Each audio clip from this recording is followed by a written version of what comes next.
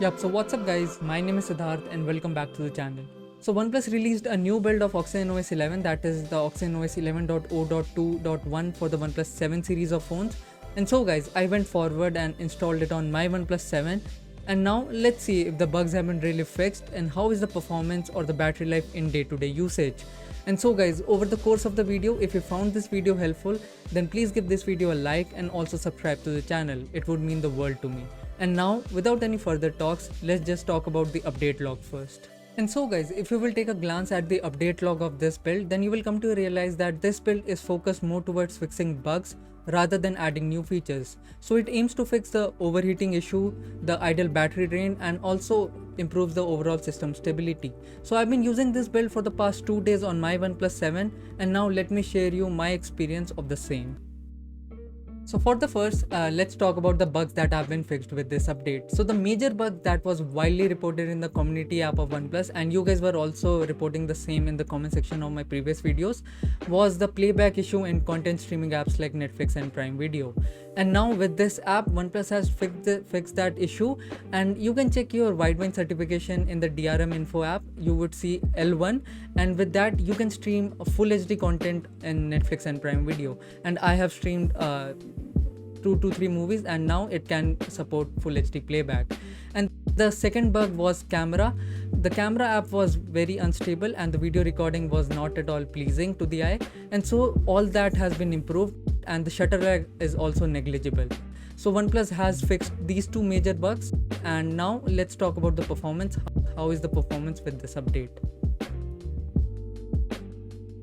So with OnePlus devices, you come to expect fast and reliable performances, but that was not the case initially with the OxygenOS 11. In the previous build, the overheating and other optimization issues lead to non-stable performance. But with this update, the overheating issue and the overall system stability has been improved, and with that the performance is reliable. Like the app opening times have been reduced and the RAM management is also improved. So you can bet on this build, and the performance has really stepped up, and now it feels like a OnePlus device and feels like a flagship phone which runs a 800 series Snapdragon processor. So I'm very happy with the performance with this build, and you can, if performance was your major concern, then you can go ahead and update to this build.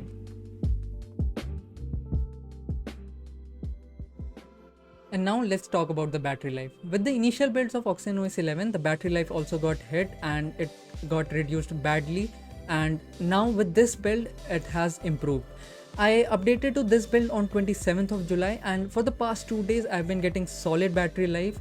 And so if you talk about the screen on time, then I get a solid 5.5 hours of screen on time, and battery life depends on the operations that you do. Like on few days, on weekends I play games, then I get battery life around 3 to 3.5 hours of screen on time, and on days when I use camera extensively to record videos, then it gets reduced even further. But on day-to-day usage, if you perform like daily activities like open WhatsApp and scroll Instagram, like normal stuff, then it will give you a good solid 5.5 hours of screen on time without any problem. So battery life stepped up with this build, and with this build, like it feels like a polished OnePlus device if I were to summarize. And now let's talk about the bugs that are still remaining and that are still not fixed. So the 2 major bugs that are still left are the lower quality of haptic feedback with the OxygenOS 11, and the second is the auto brightness sensor calibration. So the haptic feedback really feels cheap with the OxygenOS 11 update, and this continues to this build also. The face unlock time at the time of face unlock, when it does not recognize the face, then it gives a very bad cheap long vibration. And secondly, in night times when the auto brightness should perform to its peak, then it really is unreliable and it acts finicky. So these 2 problems still remain, and I hope that OnePlus fixes these bugs with the next build as soon as possible. And now let me summarize you my experience with this build on this OnePlus 7. So if you guys are on OxygenOS 11, that 11.0.1.1 build, then go ahead, update to this build.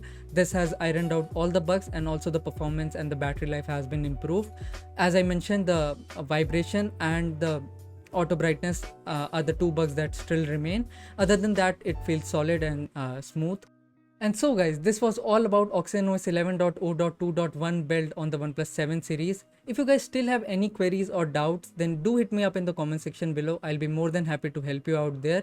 And I hope you found this content helpful, and if that's the case, then do give this video a like and also subscribe to the channel. It would mean the world to me. Until next time, this was your host Siddharth, and I'll catch you guys in the next one. Till then, bye bye.